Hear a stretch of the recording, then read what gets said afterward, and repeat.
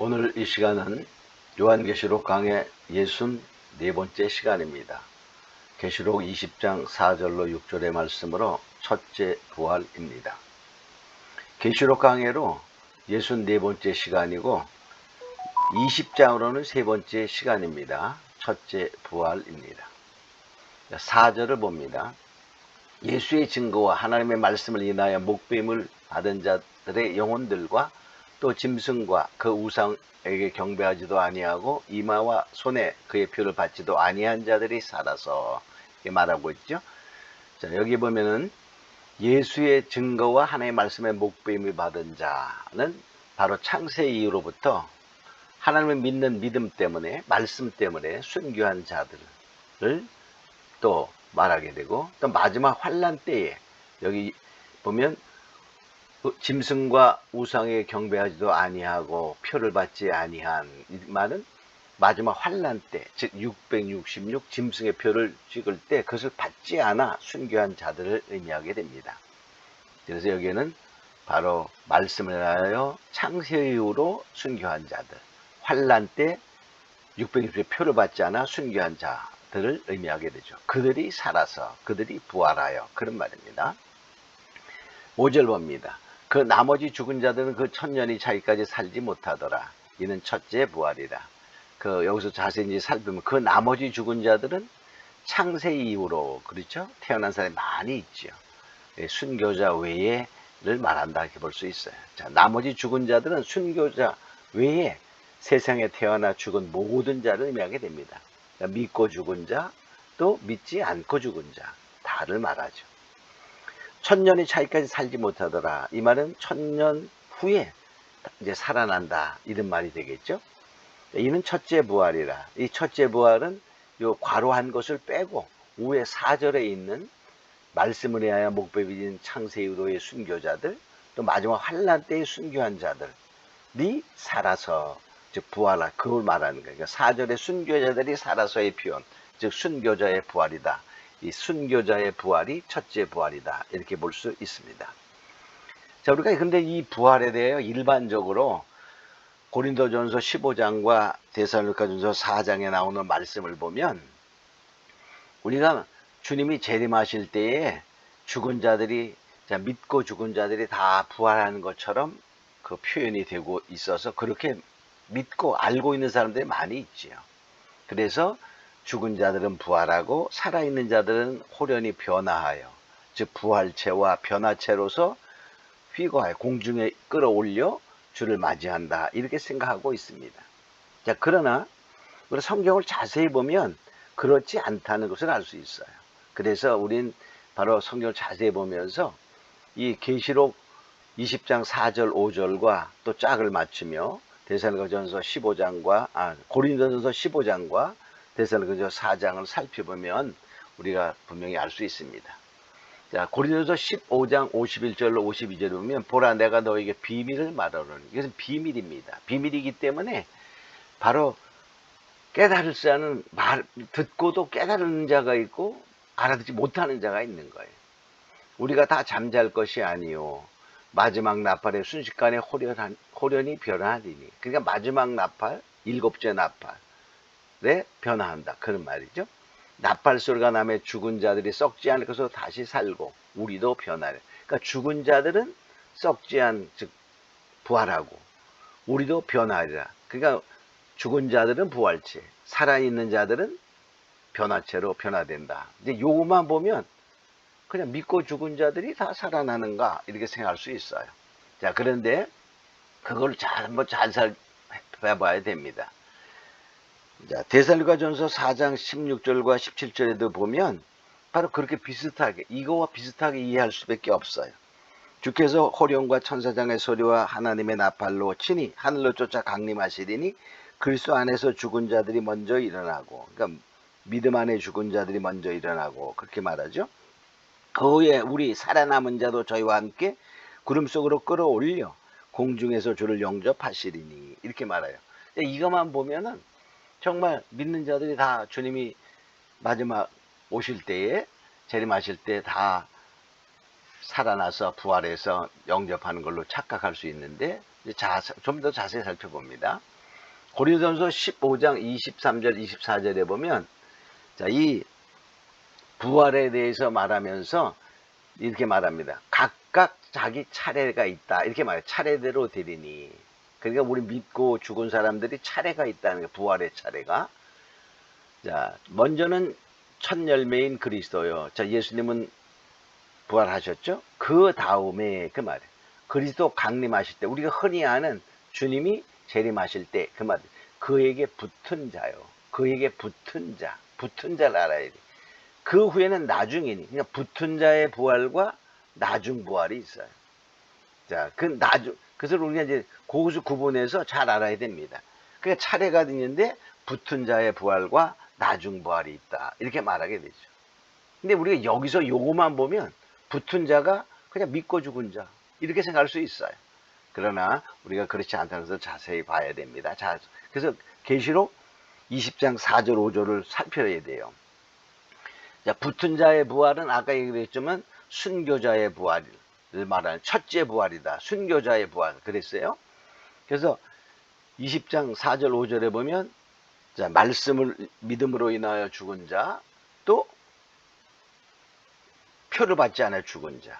그러니까 마지막 나팔에 주님이 재림하실 때 부활하는 자들은 바로 첫째 부활인데 그것이 붙은 자의 부활입니다. 자, 그 다음에는 나중이니 그랬잖아요. 자, 나중은 뭡니까? 우리가 첫째, 둘째로 따지면 나중은 첫째가 있고 그 다음은 둘째가 되겠죠. 이것은 바로 천년왕국 후의 부활인데 나중을 생각해보면 나중은 저가 모든 권세와 정사와 모든 권세와 능력을 멸하고 그 말이에요. 멸하고 그러니까 모든 정사와 권세와 능력을 멸한다는 말은 사단의 권세가 100% 깨지는 거예요. 완전히. 즉 이 온전한 이제 나라가 그리스도의 나라가 될 때죠. 하나님의 나라. 근데 바로 뭐냐면 자, 우린 천전왕국은 그리스도의 나라죠. 그런데 그때에는 마귀가 멸해진 것이 아니라 마귀가 어디에 있죠? 무적에게 천년 동안 갇혀 있는 때입니다. 활동을 못할 뿐이지 아직 완전히 멸해진 때는 아니에요. 그러면 마귀가 완전히 멸해질 때는 언제냐? 계시록 20장 7절에 보면 천년이 참해. 그러니까 천년 왕국이 다 끝나는 그때에 사단이 그 옥에서 놓여. 거기에서 놓인다 그랬어요. 그래서 미혹하는 역사를 한 다음에 계시록 20장 10절에 저희를 미혹하는 마귀가 불과 유황못에 던지오니 즉 둘째 사망이죠. 거기에 짐승과 거짓 선지자도 있어 세세토록 밤낮 기름을 받으리라. 그러니까 바로 완전히 마귀의 세력 정사와 권세와 능력이 멸해지는 그때는 천년왕국 후 천년이 참에 놓였다가 미혹하고 완전히 멸해지는 천년왕국 후가 되는 것입니다. 그래서 그 후에는 나중이니 그 말은 뭐냐? 천년왕국 후 이렇게 우리가 여기서 결론을 낼 수 있죠. 그래서 고린도전서 15장과 같은 전서 4장만 보면 정말 우리가 혼돈할 수 있어요. 그래서 이 짝된 말씀 계시록 20장 4절과 5절을 비교해 보아야 분명히 알 수 있다는 사실을 우리가 알고 바로 첫째 부활은 여기서 말하는 그에게 붙은 자의 부활이다. 이것은 바로 마지막 나팔 불 때 주님이 재림하실 때 순교자의 부활이 첫째 부활이고 그 후에는 나중에 천년왕국 후에 믿는 자도 부활, 믿지 않고 죽은 자들도 부활. 그 부활이 근데 다르죠. 자, 그것을 알아야 됩니다. 그래서 죽은 자는 모두가 부활할 심판을 받는데 그때 바로 심판이 다르다는 거야. 요한복음 5장 29절에 보면 선한 일을 행한 자는 생명의 부활로 악한 일을 행한 자는 심판의 부활로 나오리라. 다른 쉽게 말하면 믿는 자는 바로 생명의 부활이요 믿지 아니하는 자는 심판의 부활이다. 그런 말입니다. 사도행전 24장 15절에 보면 의인과 악인의 부활이 있으리라. 그러니까 의인도 부활하고 악인도 부활하는 거예요. 또 계시록 20장 13절에 보면 바다가 그 가운데서 죽은 자들을 내어주고 또 사망과 음부도 그 가운데서 죽은 자들을 내어주매 각 사람이 자기 행위대로 심판받고 그러니까 그때는 다 뭐냐 모든 죽은 자들의 창세 이후로 다 믿고 죽거나 믿지 않고 죽은 모든 자들이 부활하여 행위대로 심판받는 그 시대가 된다는 것이죠. 자, 우리가 이것을 분명히 알고 첫째 부활에 참여하는 자는 복되도다 이렇게 말합니다. 이 6절 이 첫째 부활에 참여하는 자는 복이 있고 거룩하도다. 자, 순교자들의 복이죠. 순교자는 첫째 부활에 참여. 즉 하나님이 특별히 구별하셔요. 자, 그들은 보면 자 어떤 복이 둘째 사망이 그들을 다스리는 권세가 없다. 우리가 뭐 당연한 말 같죠. 그렇죠? 둘째 사망은 불못 사망 영원한 지옥인데 너무 당연한 말 같은데 이 말씀을 왜 이 표현을 썼을까? 우리가 이렇게 생각해 볼 수 있어요. 그도 뭐냐 천년왕국 끝에 사단이 잠깐 놓여 미혹할 때도 타락하지 않는다. 그런 말입니다. 이 말은 무슨 말이냐면은 지금은 많은 주의 종들이 믿는 사람들이 사단의 미혹을 맞아 타락하는 것을 보게 됩니다. 그러나 이 천년 왕국에서 이 첫째 부활에 참여한 사람들은 이제 어떠한 상황이 되어도 미혹의 역사에 미혹되어 타락하지 아니함을 알 수 있어요. 근데 이들은 바로 왕노로 타는 자들이잖아요. 자, 그런데 오늘날도 뭡니까? 그 왕은 섬기는 왕이죠.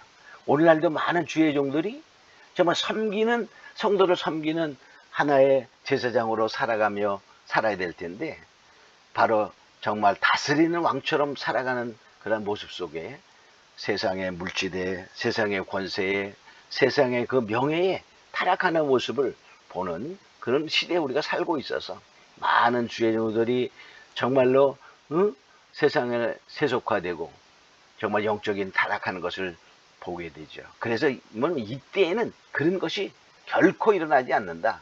그래서 둘째 사명이 그들을 다스리는 권세가 없다. 이렇게 표현했다고 볼 수 있습니다. 자, 도리어 그들이 하나님과 그리스도의 제사장이 되어 바로 제사장이 된다는 말은 제사장은 성소에서 하나님을 섬기는 그런 자들이잖아요. 그러면서 하나님과 직접 교통하는 그러한 자들이 제사장입니다.